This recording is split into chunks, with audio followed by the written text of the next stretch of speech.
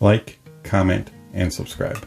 Hi folks, Dave with DBSTECHTALK, and today we're going to talk about the AudioFly AF240. The AudioFly AF240 was sent in by AudioFly for review. Do greatly appreciate it. AudioFly, you rock.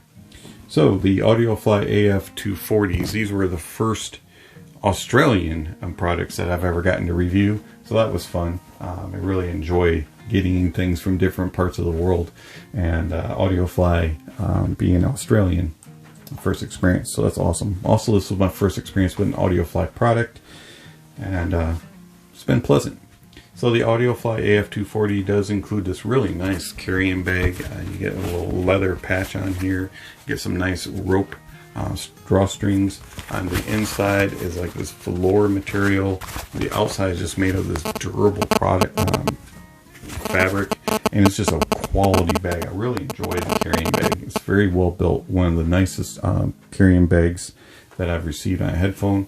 Also, you get this nice fabric cable. It does have a little bit of kink to it, never fully straightened out, but it's not badly built. You get a 4-pole 3.5mm gold plated tip with a little bit of branding, metal casing, nice strain relief, and then you get a 1-button iOS and Android compatible remote. That's also in the metal casing, and then you get a nice 3.5 input into your headphones. Speaking of the headphones are very well built, retro style, but they feel solid in the hand. They do have a little bit of wiggle noise, but overall they don't feel bad. You get plastic cups with a little bit of leather on the outside. You can get these also in black, and they have branding on both sides, AudioFly. You get a nice headband, memory foam. Get that notch cut out for a headphone stand, or in case your head has a groove going down the middle of it. And it has self-adjusting rods, so they slide out and then kind of go in.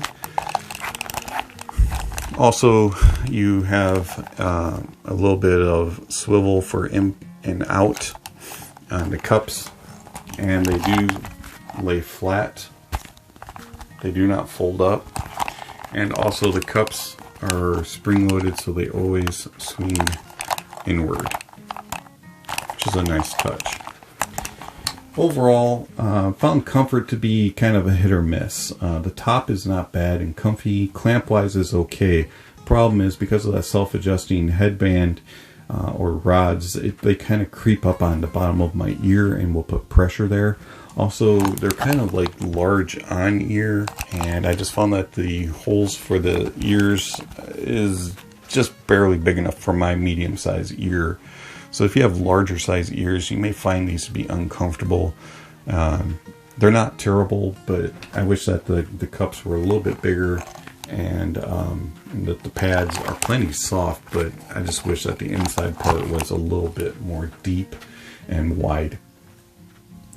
Comfort-wise, I'd give them about a 7 out of 10, and design-wise is pretty unique. You don't see that style too often, and they're kind of cool looking, being in retro. So I would say they're about a 7 out of 10 also. One other disappointment is if you turn the fan on here, unless outside noises, these do not do a very good job of isolating out sound. AudioFly says about 20 decibels is blocked out, but I would say it's only somewhere probably about maybe at the most 25% of outside noise. I can pretty much hear that fan just blowing. So if you're going to use these on a plane, train, bus, subway, loud office, restaurants, anything of that sort, you're going to have to really crank your music up to block the outside noise. They don't do a whole lot of outside noise blockage. The other thing that really surprised me was they do not play well on desktop setups. Being 16 ohms and 103 decibels of sensitivity, they're really easy to drive, and I just found that my desktop setup just overpowered them. I had to be very careful with the volume knobs, and they just didn't do real well in that regard. The 789 played them okay on the 3.5 out, but you had to be careful with the volume knob. The CTH and LCX were way too powerful. Kashelli stack, way too powerful. The 788 didn't play with it very well, had some distortion issues, and then the JDS Labs Atom didn't play well with it real well either. I seem to have an issue, and I'm not sure if I was doing something wrong or if there's just something funky with the 1/4" adapter that comes in the box. But when you put the 1/4" adapter on and plug it into a device that has a 1/4 out, things just kind of got distorted, just didn't sound right. It sounded fine out of 3.5. The things that it worked really well on were my portable DAPs and my phone and dongles. It worked extremely well out of the Pioneer XDP30R and also the HiFiMan Mega Mini. And then, as I said, out of my dongles, the X-Duo Link, the ADV Access Port Lite, and the Razer DAC amp, all sounded fantastic with the AudioFly AF240s. So all sound impressions will be done with it being run portable. So the only other real retro looking headphone that I have is the House of Marley's, and these are okay. They have a big bass and a warm mids and a little bit of recessed treble sound to them. And so I was thinking that maybe the AF240s would have a similar sound, and boy was I wrong. The bass on the AF240s is very linear and light sounding. It has a tone that is very pleasing, but it does lack impact. And the sub bass is, you get some details, but you really don't get any thump out of it. You might get a little bit of tap. It kind of sounds like somebody's tapping the drums. It doesn't really give you a thump, so to speak. Hopefully that comes across okay in the review. Anyway, so the bass can be a little bit on the lacking side. These are not bass head headphones. The AF240s, for the most part, have a very light sounding bass. Gives you nice presence where needed and when called upon, but it'll get your toe tapping, but it really does not give you that thump in the kick. The mid bass and upper bass have a nice tone about them and sound accurate, but they could do a little bit better on resolution at times. And then on busier tracks or on tracks with really heavy bass, they will distort rather easily, even at moderate levels of volume. And if you increase the volume, no matter how heavy the bass is, they're going to distort. The mids is forward, got a nice natural tone to them, and they have decent clarity, and that it is a very relaxed tone in the mids, very pleasing. It does have a little bit of a plasticky timbre to them at times. It's not always present, but on some tracks it can be presented, especially when guitars, banjos, violins, and cellos and things like that are being played. Pianos also tend to portray it a little bit more. The mids, though, are very nice with vocals. Vocals take a nice forward presence within the mix. Everything else kind of takes a little bit of a backseat, and the mids just come forward with the vocal, and it makes the vocals not feel like the vocalist is singing to you. The treble is extended decently. You get nice clarity and detail. You do have a little bit of an issue, though, in resolution, so things can sound a little bit harsh and a little bit grainy at times. It's not super offensive, especially at the price point, but at times it can be a little bit on the annoying side.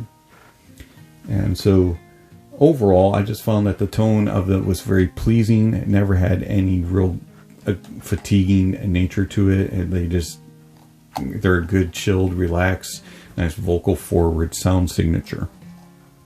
And you get good, decent details. Resolution just lacks a little bit in clarity and in overall refinement. Soundstage is a little unique on these. It's not the widest, and it's not the most separated out. But what it does do really well is it gives you a nice sense of depth, so you can kind of feel things moving on the stage as far as front and back from you. So it's like you're sitting on the first couple rows at a venue, and then you can feel how things are spaced out on the stage as far as going closest to you and farthest away from you. It doesn't do a really good job of doing separation and isolation left and right. It's more sectored out. It's more left, center, right than it is a smooth transition in that regard. But it does a good job. The soundstage is decent, and didn't really have any complaints, except for on busier tracks they'll kind of just jam everything together into the middle. Didn't really use the two AF240s for gaming. I didn't find the soundstage to be accurate enough as far as being separated and spaced out. Things just sounded a little too cramped for gaming and also for movie watching. But overall, for music, the soundstage is decent. It's not the best I've ever heard. So do I recommend the AudioFly AF240? Yes. For someone who is looking for a retro-looking can, somebody who wants something to take to the office that's easy to drive off of a phone or a digital player, something that can be used, just throwing it into a bag, taken to the library or taken to a quiet place to do some studying. Maybe you like that retro look, and these would be for you. They also would make a very good travel companion if you did a lot of traveling to hotels and business trips, things like that, where you're riding in a quiet car. You would be able to use these. They would work very well in those type of settings. Something that you don't want to take a big desktop setup for, something that you don't want to take a bunch of extra gear. You just want to have these around to be able to throw onto your head. They would work. If you're looking to do critical listening, do mixing or studio work, I would not recommend the AF240. For that type of thing, they just don't resolve enough and be able to hear all the details. But yeah, for $180 on Amazon, these aren't bad. I would recommend them, and I think that they're an interesting can, a totally different style and design than we normally review here on DBS Tech Talk, but I've enjoyed them, and they definitely are better than my House of Marleys. This has been Dave with DBS Tech Talk. Thank you for watching, and I'll catch you on the next video. Speaking of next video, somewhere on the screen is going to be a notification bell and subscription link. If you haven't already, check those off, and then check out the links down below for information regarding AudioFly and where you can purchase them on Amazon, and for playlists that were used during this review, and also for Discord, PayPal, Patreon, and all kinds of other things. Thanks. Have yourself a great day. And don't forget to like, comment, and subscribe.